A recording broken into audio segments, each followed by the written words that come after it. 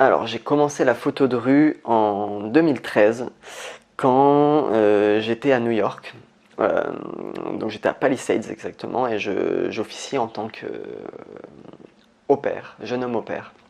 C'est là-bas que j'ai commencé la photo de rue, donc à New York.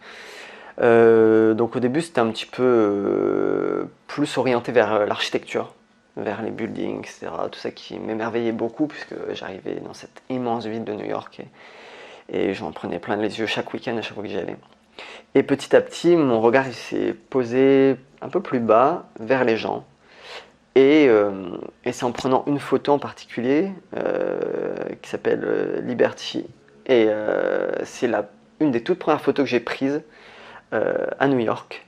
Et donc c'est la photo d'un pigeon qui déploie ses ailes devant un grand building. Et en fait, c'est un gros coup de chance ce cliché parce que je voulais juste prendre en photo le building. Et il y a ce pigeon qui est arrivé, la lumière était vraiment parfaite. Et là, je me suis dit, oh, mais en fait, c'est facile la photo de rue. Il suffit juste d'être au bon endroit au bon moment. Bon, je me suis rendu compte que c'était pas si simple que ça. Mais ça a été vraiment un déclic, en fait, pour moi, cette photo. Et je me suis dit, allez, deal, on va essayer de continuer à prendre des photos comme ça et à essayer de capturer ce genre d'instants et de moments. Et pourquoi pas avec des humains. Et donc voilà, c'est comme ça que ça a commencé. Et du coup, chaque week-end, j'allais dans New York et je me baladais avec mon appareil photo. Et je commençais à prendre en photo les gens en me mettant voilà, de plus en plus près, en étant de plus en plus à l'aise avec eux, en commençant à discuter avec eux, etc. Et c'est comme ça que tout a commencé. Et qu'est-ce qui te plaît dans la photo? Alors ce qui me plaît particulièrement dans la photo de rue, c'est justement le fait de ne pas savoir ce que je vais prendre en photo. Il y a beaucoup de photographes qui font la photo d'architecture, etc. Bon, c'est très bien. Sauf que moi, ce qui m'embête, c'est que c'est figé en fait.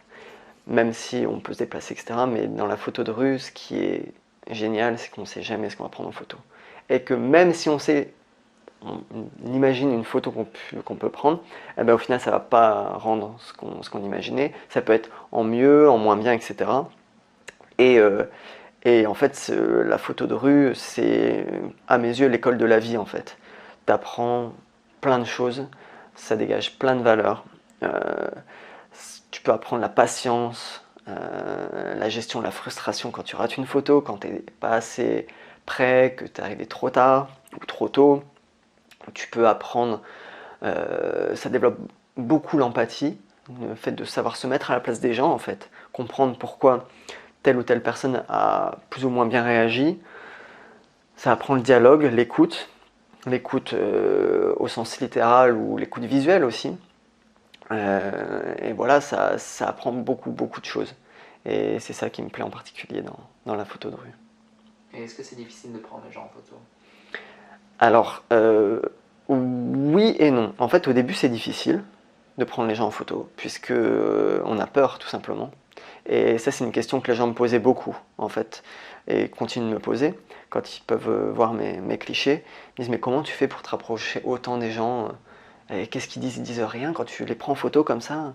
Et en fait, souvent, enfin pendant longtemps, j'avais une réponse assez basique, assez bête. Je leur disais, bah, je sais pas en fait, je sais pas comment je fais, je le fais quoi. Et donc, à force, je me suis penché sur la question et j'ai réfléchi. Et je me suis rendu compte qu'il y avait deux leviers qui intervenaient dans la photo de rue. Et deux sentiments, qui sont la peur, donc, de prendre en photo la personne ou de prendre en photo une scène, et le regret. Le regret de ne pas avoir pris cette photo. De se dire, mince, si j'avais eu moins peur, si j'avais osé le faire, j'aurais pu prendre cette photo et une jolie photo. Et donc je me suis rendu compte que ces deux-là étaient intimement liés, ils vivaient un petit peu en symbiose en fait. Ils étaient à la fois amis et ennemis. Donc ce dont je me suis rendu compte, c'est que dès lors que la peur prenait le pas sur le regret, il y avait en fait aucune photo, puisque on a trop peur de la faire et au final rien ne se fait. Mais au moment où le regret prend lui le pas sur la peur, c'est là que la photo se fait et que tout se déclenche en fait. Donc c'est juste un équilibre à trouver. Et dès lors qu'on apprend à surpasser cette peur qui nous empêche de prendre une photo, mais ça peut marcher dans la vie de tous les jours en fait. C'est pour ça que je disais que la photo de rue est géniale, parce que ça met en avant plein de valeurs, dont celle-là, celle du regret. On peut très bien imaginer qu'on est dans une salle et qu'il y a une personne, un garçon ou une fille qui nous plaît beaucoup, et avec laquelle ou lequel on a envie de danser, mais qu'on n'ose pas le faire.